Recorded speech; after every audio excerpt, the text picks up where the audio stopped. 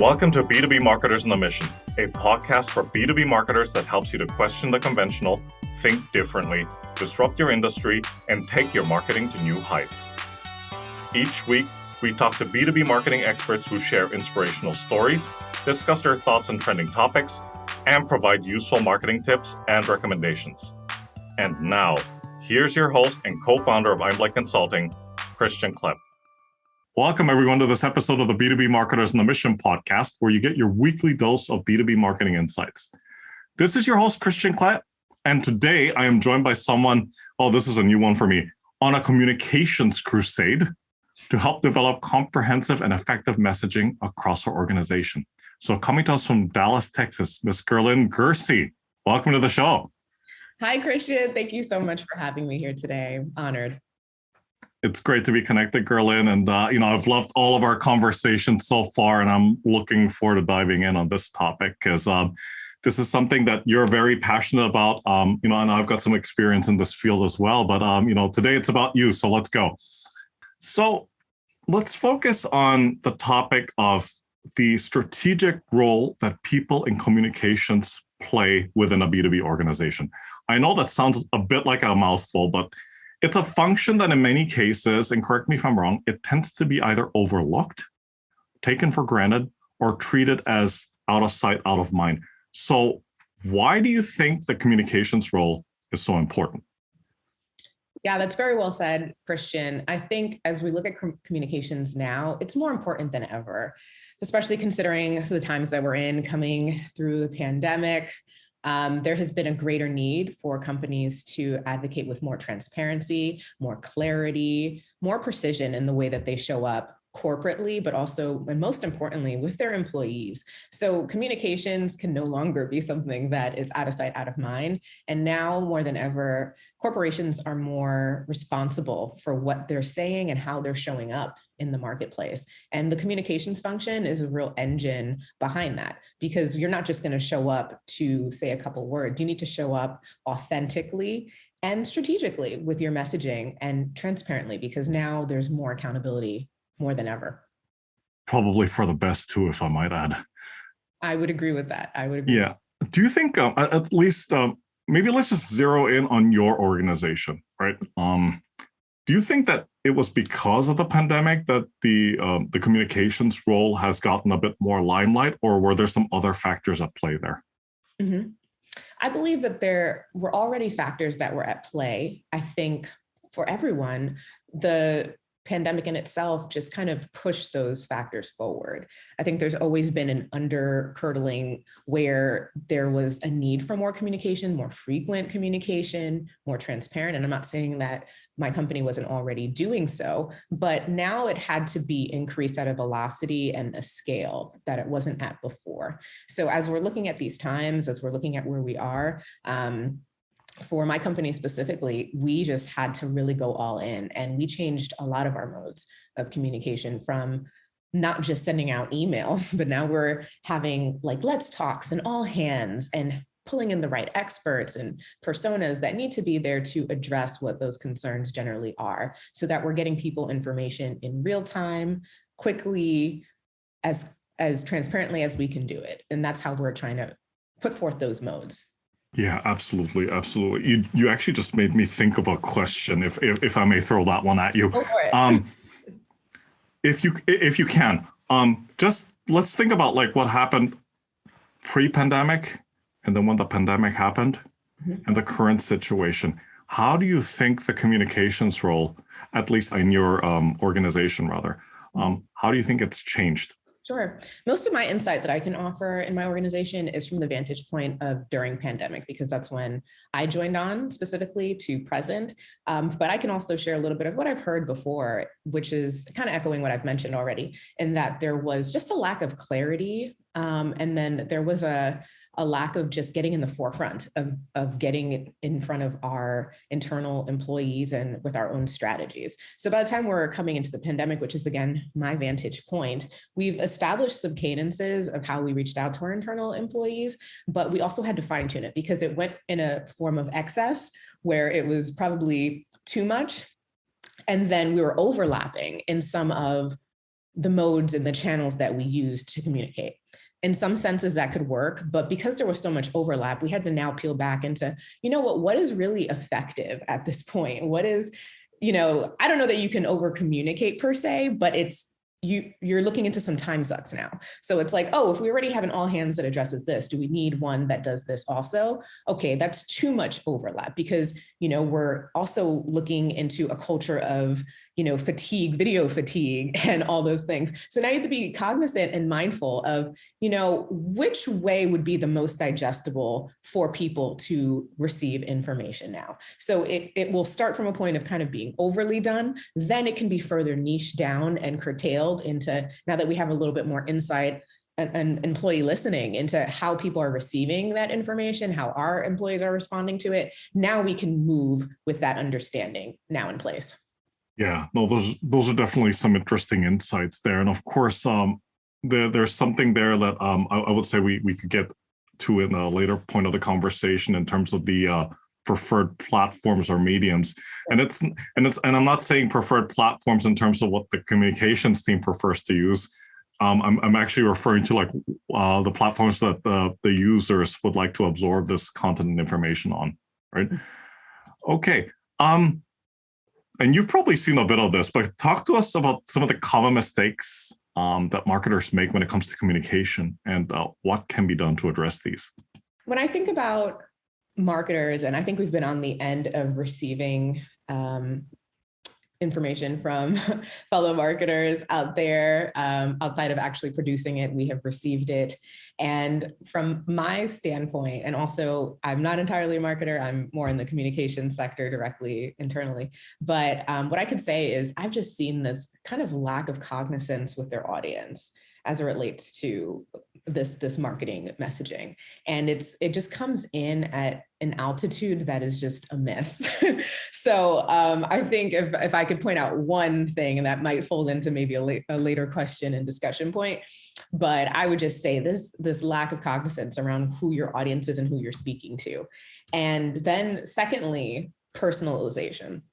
There is a real lack of personalization sometimes. I believe, we've found out that there's so many systems that we can utilize to kind of scale out our messaging, especially as marketers.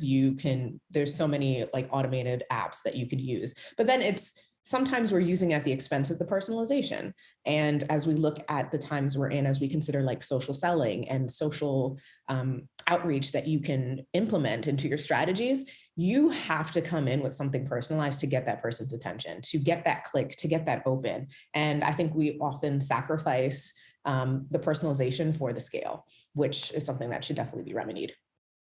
Yeah, you brought up a really interesting point, and I think it's a pattern that I've seen just in my experience working with corporate. Right? Do you think that's an issue that a lot of corporations struggle with, this lack of personalization? And going back to your point, they want to do the communication at scale, so they use that as the, well, for lack of a better word, excuse not to personalize. Yeah, I think it could be used as an excuse in some senses, but equally, I think there's some other factors at play when we look corporately. There's also a very large premium now on inclusivity, and the way in which you have to have your outreach efforts and how you reach out to certain audience, you have to be mindful of doing it inclusively and pronouns now and things of that nature. And, when you have some of those areas that you just have to be mindful of, it sometimes might stifle some of the creativity of the outreach, which I can completely understand. But equally, you're representing a corporation and you have to be mindful of how the corporation is showing up. And in doing so, that will have you remove some language that you might think is okay, but because you have to remember the umbrella of the corporation, you have to forego that.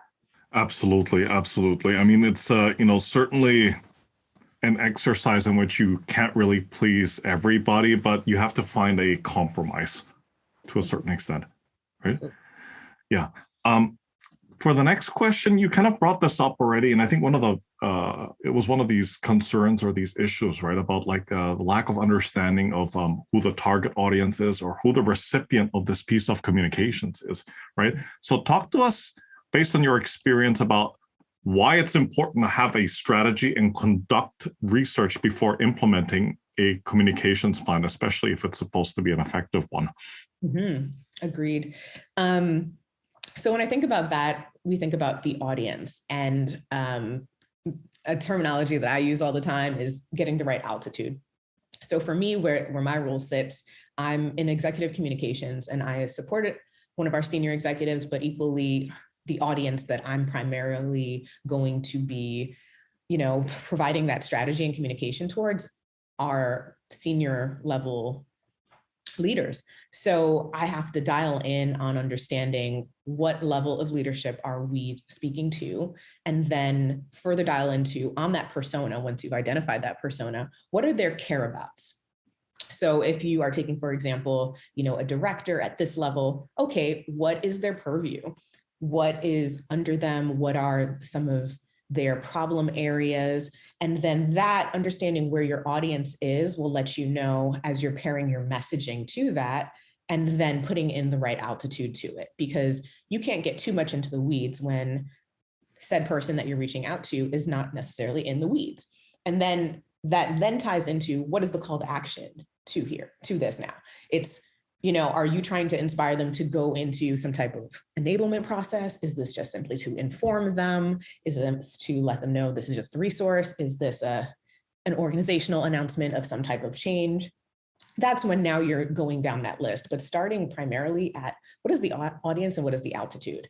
And for my audience wheelhouse, which generally is leadership, I try to often think about what is the best way to do so with the most brevity. And brevity is one of the tenets of communication that are super important from a corporate standpoint, because you can't necessarily overdo it. Brevity is pretty much king. I couldn't agree more. And I can tell you also why I couldn't agree more, because I went through the baptism of fire when it came to brevity, because in a previous role, I was working closely with the marketing communications team in the APAC region, and they'd asked me to write up interviews and write up speeches, and some of the feedback that would sometimes come back is, Christian, you got to make this shorter. Yeah. Too wordy. Too wordy, and especially, and you're absolutely right. That really resonated with me. What you said a couple of minutes ago. The more senior the person gets, yes, in terms of the developing that communication, the shorter that communication should be. It should be succinct, to the point. It should be backed up with facts where relevant, right? But there's another thing that I was thinking about as you were giving your answer, and it's about, in one way or another, it's a fine balance between storytelling and also trying to stick with, and I think you brought this up earlier, the voice of the company, yes. Right? Can you talk to that a little bit? Because I know that can be challenging too. Yes, happily. And I want to also just put in another tenet to that too, as well. Please. As kind of close on that previous portion. So talked about wordiness and brevity, right?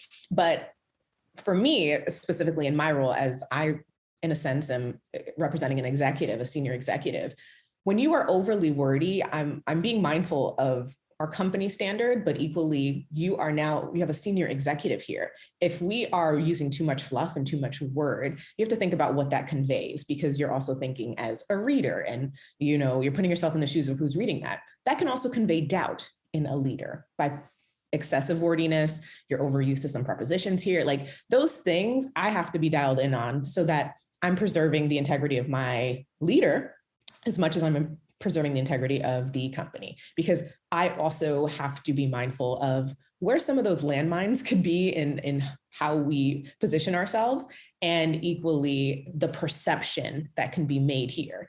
I've often had to draft certain communications, announcements, things of that nature, and at first pass, okay. And at second pass, I had to say, you know what, we might, there might be some perceived favoritism if we say this, if we phrase this way, and I'll just make those call outs so that we can come to a decision. But it's my job to be mindful of the connotation that's going to be taken. To your point about going into storytelling and having the voice of the company, there's two voices I'm matching. I'm matching the unique style of my executive that I represent. So you want to be authentic in that way. And then secondly, for the voice of the company is really the purpose of the company, which has to be embedded in the strategy and all of our communications. So at Cisco, our purpose is to power an inclusive future for all. So I have to be mindful that as I'm matching the style of my executive, I'm equally matching the purpose of what Cisco is, which is, as I've mentioned, to power an inclusive future for all. So that has to be embedded in the messaging style, in the landing, the delivery, and again, the overall strategy. Yeah, that was a great answer, and I think it's definitely. I'm just sorry. I'm just grinning a little bit. Like I couldn't agree more. It's definitely more challenging to write something that's to the point and brief, but yet delivers that same impact, right? Versus drafting something that's a bit, like you said, verbose, or it's just chock full of like bombastic words. or corporate abbreviations, right? Like there's the whole like acronym piece, right? Oh my God. We used to have a rule on our team that was like, no acronym soup here. We're not allowed to do it. Literally had to explain everything, which is super helpful. But like, I remember coming on and being inundated by acronyms. And then steadily, I became an acronym user. And I'm just like, oh my goodness, I'm leaving people behind now. I am now that person. Let me do better. Yeah. You just get sucked into that trend as well, don't you? Yes. So easy. Yeah. No, exactly. Being in the type of role that you're in, I'd imagine that, especially when it comes to communications initiatives, you have to, I suppose it comes with the territory, you have to know how to deal with pushback. So any piece of advice you have for other communications professionals out there that are struggling with, okay, how do I deal with that internal pushback, and how do I deal with it in a way that's constructive? Yeah, when it comes to pushback, I feel like you should be prepared for it. Equally, I think as a communications professional, you should be prepared for not all of your words and things to be accepted. Not to say that it's bad. It's just, it may be a not now. I personally have written announcements and communications, and I'm just like, oh, that was super well said, Guerlyne. I like this is me talking to myself, Christian. I'm just like, oh, that was good. This was it. I am just hyping myself up. I kick it over and it's like, oh, do we need to say that? I'm like, darn, I really like that one. But I'm not going to fight that, because at the end of the day, you are providing kind of a skeleton of words and trying to get to a style as well as a direction. And you have to just be elastic. That's the best thing I can say. Be elastic, be flexible. And as a creative, because you're serving in a creative function. As a creative, you have to trust that you can be equally inspired again. And that even if it's a not now, that creativity can come back for the right time and for the right purposes. So I started to think of the words that I produce and things that I create now as, you know what, if this works, it works, but I trust my innate creative ability to do this again and to do it to the satisfaction once again if I need to, but it just may be a not now. And as far as pushback, I think it also needs to be understood within your roles and communications. You are in a very influential standing. So you are offering some suggestions for direction. I recommend providing options. A lot of the leaders I've supported have responded to options. When you provide options, you are showing some of your stylistic breadth, but equally that's influential because you're saying, hey, you can go this direction, you can go that direction, and you're using some shoe fitting. Because again, you're supporting, I'm speaking to that person who may be doing something similar. You are supporting a certain leader who may have their own style that you need to respect and you need to support. So again, being elastic, be flexible, trust your innate creativity. It's going to come back. And you also have to just shed the fact that it's also not you. If you have your own pursuits, those things will stick. But even if you went to an editor, with your own stuff or whatever have you, there is a bit of a shedding process for the sake of what the ultimate goal is and what the ultimate messaging is going to be. Absolutely, absolutely. I loved how you used the shoe analogy. You kind of gave it away there. Like, so how many pairs do you own? Don't look in the closet, Christian. Don't look. No, but you brought up so many great points, and I'd like to go back to a couple of them. One of them being that it's not about you. And I just remember going back to my advertising days, and one of the guys that mentored me through my first years in the industry was a copy-based creative director. And one of the best pieces of advice he ever gave me is, in an internal review, leave your ego at the door. That's it. Right? Don't get defensive. Don't get angry. Take the criticism, especially if it's to help make you better and improve. And I think that, what you just said earlier, that's such a great attitude to have. And it's an important one, right? Because especially in bigger companies, you tend to go through, I would hazard a guess, multiple layers of approval. Yes, absolutely. Before you get the green light. Yes. And one of the things that kind of helped me now that I've built up a little bit more of a regimen and can flex some more muscles in the role in this industry now. Mm-hmm. It was hard for me to understand at first because I was just so married to what I wrote. But as soon as I stopped getting defensive, start looking at it more loosely, you have to understand it's probably going to go through a couple different hands. So it's going to potentially lose some of what you started with. But if I go into it knowing that some of that is going to shed, I'm not going to be as defensive either way, because it's like, hey, I know that this is not the end point. This is in fact a draft. A draft to get us to a point. So when I kind of adopt that mindset and that mentality, it gives me a little bit more freedom in accepting the feedback that's going to come, because ultimately, what is the goal? The goal is to get this messaging down to where it needs to be and for it to go out in expeditiously or in the right amount of time that it needs to. And that's fine. But just again, remembering it's not about you. And that has also been, that's just one of those things you have to learn. It's something you have to learn. And when it comes to pushback as well, I just wanted to add in there too, pushback should be expected.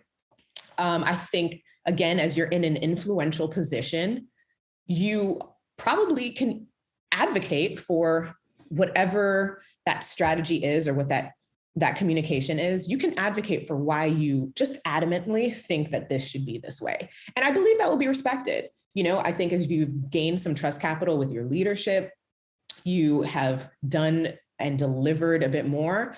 I think you can absolutely push back from yourself, but respectfully, because you're, again, coming from a place of influence and they're trusting your communications expertise. So if you really feel adamantly about a certain direction, I think you should be completely empowered to very respectfully push back and say, well, I believe that if we go this course and do X, Y, and Z, this would probably be better. And just validate your point. I have gotten into a habit of explaining my rationale on certain things when I feel like it's really important to do so. And it's usually well received. I just understand it can go either way. It could be taken, it could be not. I'm going to be fine. But when you explain your rationale, I think you're also kind of solidifying your expertise, because at the end of the day, they're coming to you for expertise. So they are expecting you to, in some sense, give a little bit of pushback because that's your domain, your zone of genius. So I think it would be well received. Do expect it, be respectful, but you can give a little pushback. It won't hurt you, respectfully. Yeah, just drop in that little caveat, respectfully, all right? Don't make a scene. Going back to what you said earlier, it's definitely about not being married to a single idea unless you feel very strongly about it. I think putting out a couple of different options is always a good approach, because as we used to call it, if you're developing content, regardless of what it is, right? You're writing an article, you're writing a post, and so forth. There will be a bit of trimming the tree, as we call it, right? So removing this sentence, delete that word, or let's not use that kind of like terminology, and so on and so forth, right? Mm-hmm. Okay. So we get to the bit in the conversation where we talk about actionable tips. And let me just set this up, because let's just assume that, you can't do all of this overnight, right? You can't download an app and then you get instant results. At least I haven't heard of it yet. But what are some immediate steps that people in the communications role can take to improve their work with an organization? So specifically with regards to communication. So what are some quick wins? What should they focus on? Okay. I want to pad this with a disclaimer because it's really going to be dependent on the organization and or function that you're supporting. Of course. Yeah. And what their strategic and business imperatives are. Because anything that you're going to do is essentially tied to what those imperatives are. So you have to first kind of conduct your own gap analysis, your own listening expedition of sorts, if you will, and you have to at least come from that standpoint. And assuming that you are beyond your first 90 days or whatever have you, do yourself the service of having your own listening expedition and showing that interest in what the organization's careabouts are. Secondly, from an immediate standpoint, you would be well served to present those gaps that you have found. And what that could look like, and this is not in a way to inundate you, but if you can possibly compile some of those problem areas that you've heard and maybe a suggested course of action for it. So as an example, if you have heard through your own expedition of listening that there has been this overall need to understand what a certain function does within the function, then that might be something on your list to do. Oh, so nobody understands what this shadow group of people here do? Okay, let's motion to provide that clarity. How would that look? Could we do an infographic?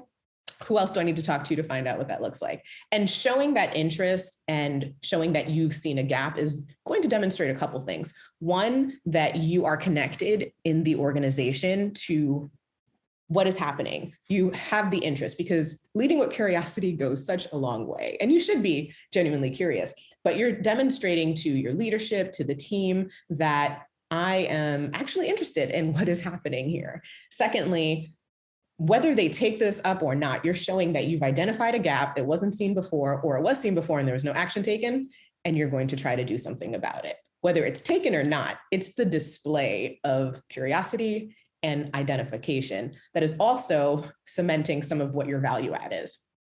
Maybe that was like not so actionable, but maybe it was. Open to interpretation. Okay.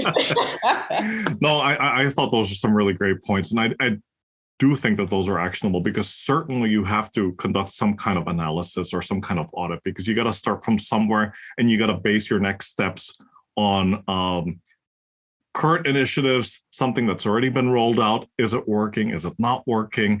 And I think you brought up something that was really, I thought it was so spot on, leading with curiosity, which goes back to the importance, and I don't know how you feel about this, having that journalist curiosity, or looking at things from a journalistic perspective.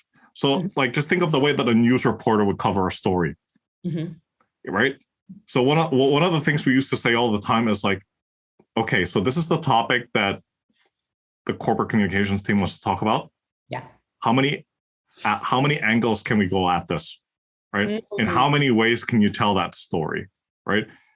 And especially in the world of B2B, sometimes you get the feeling like you look at something and at surface level, people might say, there's probably no story here.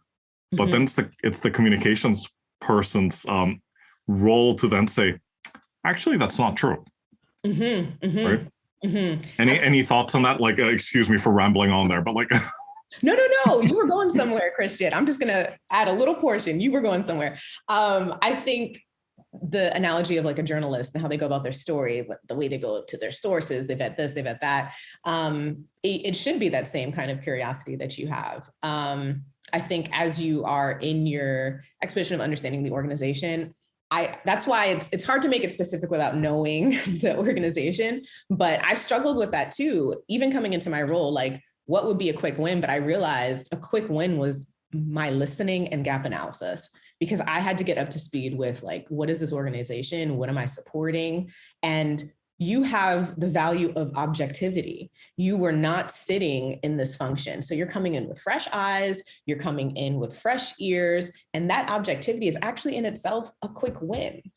We look for more tangible, but that is actually a super quick win. If you want to form that into something more tangible, it may look like actually asking, hey, what has been top of mind? And that's a question I always ask. I always ask about top of minds. If you can pick 3 things, where have you been underserved? I ask about predecessors. I ask about previous. Was there support here before? Oh, there wasn't. Okay, so we're going something new. I'll take it all. I ask all the questions because I can. Because why not? And it hasn't not worked for me. I've just asked the questions because it works. And as an example, one of the first things I did, because I support an executive, like one of my quick wins was refreshing a bio. It's not huge, but it's actually huge because in doing that, I got to learn my executive. I got to ask more questions. It happened to be that there was that need, but refreshing a bio was a quick win because it served 2 purposes. I got to know my executive. I got to find out more about them. I got to give them some promotional material that they need, they use, et cetera. And that in itself was a quick win. It's small, it's minor, but it was a quick win. We take the victories as they come is what I always used to say. For sure. Yeah, no, but like great point. I mean, like definitely being a good listener helps, right? Because, you know, when you're in a communications role, you're in a position where you are collecting information and then you are retelling the story from an angle that takes the recipient into account, the conveyor of said message into account, and the organization. So it's a bit of a delicate balance, isn't it? Yeah. And on that point, and we touched on storytelling earlier, but we didn't all the way touch on it. But I wanted to say, it just reminded me of that because in a communications role, I think it's not always said how much synthesizing and collation that you're doing. Like my bread and butter is knowing a bit of everything. I may not know the weeds of it, but I have to know a bit of everything. And I have a mentor who used to say to me like, oh, I know a little bit of everything, enough to be dangerous. And this mentor is not in communications, but this mentor, it goes with everything. And that's some of what you have to do in communication. You need to just know a little bit of everything, enough to be dangerous, enough to weave a story, enough to get to what that goal is. But I think it's really not said enough for us as communication professionals, as marketers, how much synthesizing of information, you're taking bits from here, the collation and going through sources and et cetera. That is for me, a large portion. By the time I actually get to write, that's the other part, but the collation, the synthesizing, the what parts make sense, that takes a majority of the mind power right there. Absolutely. You're probably gonna love me or hate me for this next question, but metrics, love them or hate them, right? We have to find a way to prove to somebody, if not ourselves, that these communications initiatives are working. And back to your point about like identifying certain analyses or areas of improvement, attribution to varying degrees is crucial. So can you talk to us about like what metrics communications professionals should be looking out for? Mm-hmm.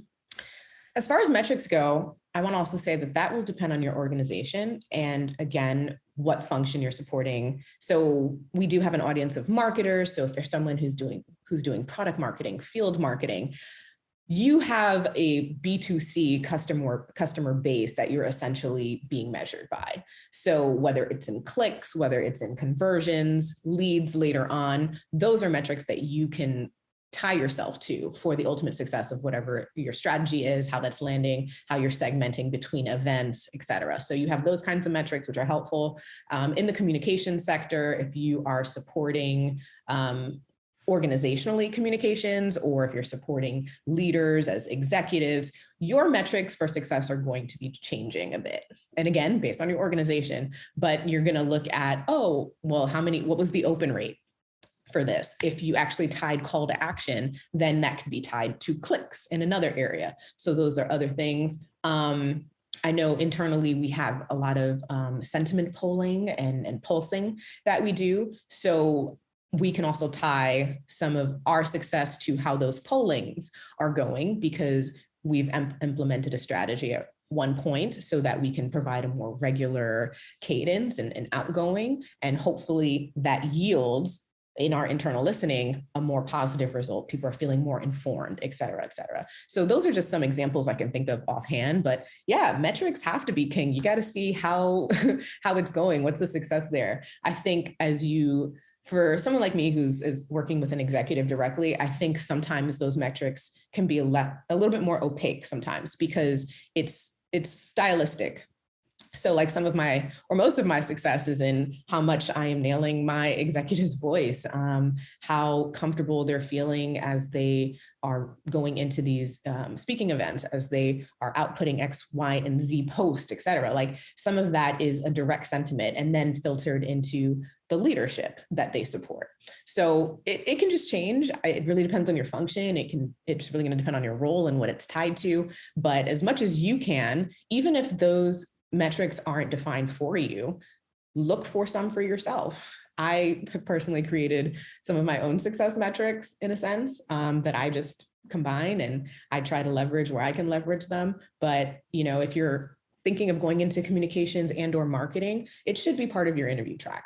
Asking about what does success look like in this role? Asking from your future hiring manager how other people have been successful, what the organization's success is tied to, because as an individual contributor who is coming in, your success rolls up to your manager's success, which is tied to their manager's success. So it would behoove you to absolutely ask coming into the company. And even as you're in role, look for more success metrics you can tie to for yourself. Absolutely. Absolutely. I'm curious, what's your take on metrics that are not quantitative, right? So if you're talking about everybody's using this word now, dark social, right? Or these conversations that people are having in Slack channels or DMs, or, they ask an industry peer, how much importance do you put on qualitative metrics when it comes to communications? Mm-hmm. I haven't heard that term, the dark web. You might have to go into that a little more for me. Oh, dark social. So dark social basically are those are channels that you cannot you cannot see, you cannot control them, and they cannot be measured by any type of attribution, right? Mm-hmm. So some of the examples I just gave, right? So people are having conversations in Slack channels, or they're sending each other DMs, or they're having a discussion like you and I are having, and you cannot measure that, at least in a quantitative format. Yeah, I get that. Okay. Yeah, those are hard. And I'm someone who has always been in a highly metricized role as someone who's been in sales and account management, and making a transition into a communications role where there are metrics. And sometimes the qualitative portion is there and you want more quantitative. So it's certainly a balance of sort. And some of that is also just tied into an overall satisfaction rate too, whether it's the satisfaction within the organization, some of what I've mentioned with employee listening, which still can be in itself sometimes a bit more qualitative in nature than you want it to be. But I am someone who's a little bit more biased towards quantitative, if it could be, but understanding that communications is essentially at the core and its function, it's kind of some sentiment. It's more sentiment based than it is this input yields this output. I have to acquiesce to it. Yeah. No, absolutely. I'm going to give you a chance to get on your soapbox here, Guerlyne. And your response is going to be haven't I been on it already? Haven't you been paying attention? A status quo in communications, right? So in your specific area of expertise that you passionately disagree with, and why? Oh my goodness. Come on. Off you go. That I fundamentally disagree with, and why. Oh my goodness. I have a couple thoughts here, but I want to stay on course. Sure. Not do too much of a tangent. But I don't know if this is a status quo or not, but something that I find that has come up is something that we've kind of already mentioned, which from a status quo perspective has been around like some of the analytics and stuff. And I don't know that I'm so strongly against it per se, but I wish that there was a better system here for tying some of the output in your communications efforts for, getting a brain reading on someone as they're reading it. Like, did their heart rate go up? Was there this inflection here? I don't know. That's probably way too much. But like that element can be a bit frustrating because you are producing words as a creative, you are getting to an end messaging style, you hope it lands, and there's just this question mark: is it truly? Not that no one is revolting and on a strike per se, but it's kind of subjective. You can read something and take a different connotation than what it intended or read into it. And to the best of our ability, you want to set a narrative. You don't want a narrative set for you, but you also can't control people's interpretations as well. So I would say that portion can be a little bit frustrating. I don't know if that rolls into a status quo, but I would consider that just a little bit of a contention point of mine. Yeah. Yeah, no, I totally hear you. I mean, sometimes it's a bit of a fine line, isn't it? Like, whether this will resonate with somebody that's reading it or whether they'll be so overcome with emotion, probably not, but like, or how they would respond to this particular piece, right? This piece of content, right? Whether it's something that will really like go to the heart of the matter, and whether they'll say, hey, you know what? Actually, I do agree with that point, and this is totally what we're about, or whether they take a stand and say, well, that's a controversial piece, and I totally disagree with it, right? Mm-hmm. Absolutely. Yeah, fantastic, Guerlyne. As expected, this is such a great conversation. Thank you so much for coming on and sharing your expertise and your tips with the listeners. So, quick introduction to yourself and how folks out there can get in touch with you. Certainly. Thank you again, Christian, for having me. We knew it would be a great discussion, and it was just that. It was easy to talk to you. It always is easy. That's half of our problem. Yes, it's indeed. As for better, for worse. But as Christian has mentioned, I am Guerlyne Guercy, and you can reach me via LinkedIn, which is my full name on there. I would love to connect with you, meet you. You can easily hop into my DMs. I love meeting new people, connecting and gleaning. A little bit more about me. I am currently in an executive communications role. I've mentioned that some of my history has been in sales and account management. So I have had the pleasure of working with marketing professionals also while creating revenue, generating revenue, upselling, cross-selling, got to do all the things. And I love that. When I'm not on the communications bent, I am an advocate for grief. So I am very passionate about the grief process, how we perceive loss, and would love to even talk to anyone about that as you have any thoughts and questions around it. So please, if you want to reach out on all things sales or communications, I am your person for that. Fantastic. And that is indeed, if I may say so, a very noble cause. Definitely not an easy topic to address. That's for sure. Thank you, Christian. Yeah. Once again, thank you so much for coming on. So take care, stay safe, and talk to you soon. Likewise. Okay, bye for now.